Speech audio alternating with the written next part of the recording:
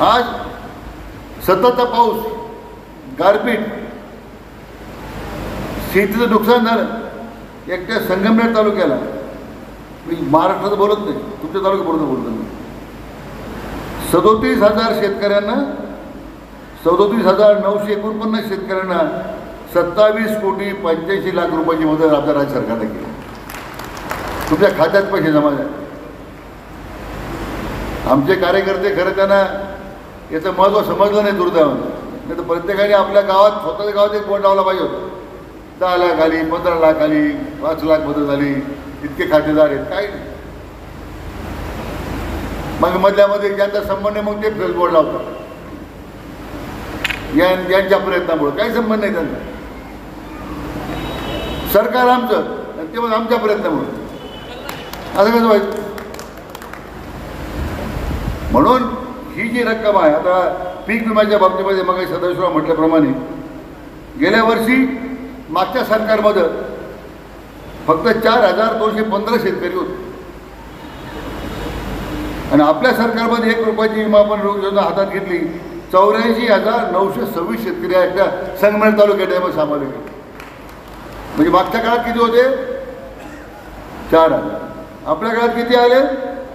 84,000. सरकार कोणाचं आहे? आणि ही रक्कम पहिलं वर्ष ते महाराष्ट्राच्या स्थापनेनंतर, पीक विम्याची योजना सुरू झाल्याच्या नंतर हे पहिलं वर्ष आहे की विम्याच्या हप्त्याची पहिली 25% रक्कम आमच्या प्रत्येक शेतकऱ्याच्या खात्यामध्ये जमा झाली. अशी एकूण 44,942 शेतकऱ्यांना 28 कोटी रुपये आपण त्यांच्या खात्यामध्ये जमा केले. एकट्या संगमेर तालुक्यामध्ये जमा झाले. आणि तालुक्याच्या अन्य कामासाठी आम्ही माळुंगीचं भूमिपूजन करणार आहे. तुमच्या ते भोजापूर, निमगाय भोजापूरच्या पुलाचं आपण उद्घाटन करणार आहोत. रस्ते आता झाले. हा सुद्धा समोरचा रस्ता जो आहे मेन रोड, हा आपल्या सरकारचा, इथं काही संबंध नाही कोणाचा.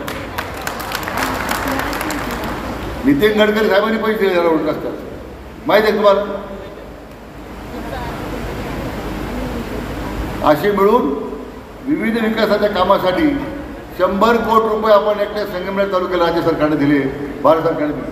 दुधाचे भाव पडले, आपण 27 रुपये दर निश्चित केला आहे. अधिक 5 रुपये अनुदान देतो आपण. मी आत्ताच त्यांना आपले आबासाहेब थोरातांना विचारत होतो, आपल्याला काय दुर्दैवानं गाईच्या कानात टॅगिंग नाही आलं, त्यामुळे थोडं अनुदानाची गडबड होण्याची शक्यता आहे. पण तरी आपण अनुदानाची मुदत ही 15 फेब्रुवारी होती, ती आता आणखीन 1 महिना वाढवलेली आहे. 2 महिने आपल्या शेतकऱ्यांना दूध उत्पादन क्षेत्राला अनुदान मिळेल. म्हणून मित्र, आजच्या कार्यक्रमाच्या निमित्तानं मी आपला वेळ घेणार नाही. परत आपण घरी जायचं आहे, लांब जायचं आहे.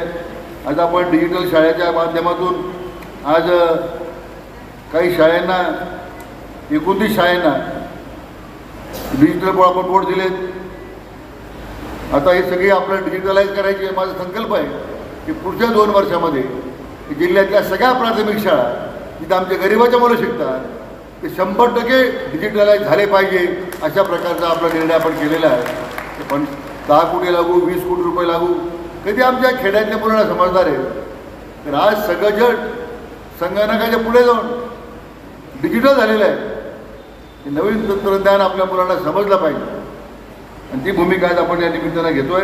खरं तर मागच्या 2 वर्षाचा, 3 वर्षाचा काळ जर आपण पाहिला, कोविडचं संकट होतं, नागरिक त्रस्त होते, भीतीचं वातावरण होतं. तर आपला एकमेव देश आहे पुन्हा सगळ्या विश्वामध्ये की सगळ्या देशातल्या 130 कोटी नागरिकांना मोफत लसीकरण झालं. 2 डोस झाले, बूस्टर डोस झाला. दुर्दैवानं या कोविडचा फायदा घेऊन काही लोकांनी धुमाकूळ घातला होता. काही दवाखान्यांनी लोकांची लूट केली, वारेमाप पैसे घेतले, 5-5 लाख रुपये, 3-3 लाख रुपये.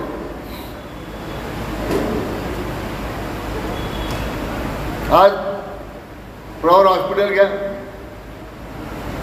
प्रवारा संस्थेच्या पुढाकाराने जवळजवळ 15,000 लोकांना आपण त्या कोविडमध्ये मदत केली आणि जवळजवळ सगळ्या लोकांना तशा पद्धतीने पाहिलं तर 10,000 15,000 काही बऱ्या बहुतेक लोकांना मोफत सोडली. या तालुक्यात तसं काही घडलं नाही.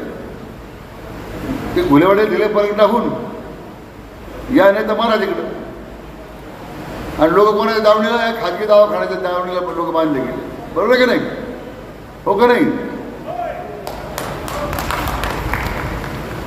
आणि नेते गेले थंड हवेच्या ठिकाणी आराम करायला. जनता वाऱ्यावर आहे. तीच महाराष्ट्राची अवस्था 2.5 वर्षाची होती ना.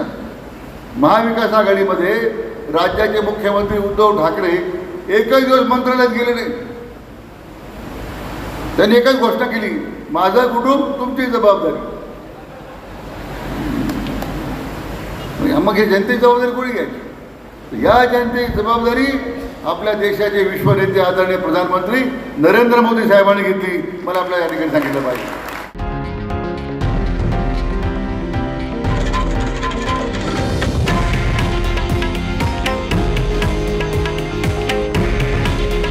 हे आहे देशातील नंबर 1 न्यूज नेटवर्क आणि आपण पाहत आहात TV9 मराठी. काळजी तुमची, हित महाराष्ट्राचं.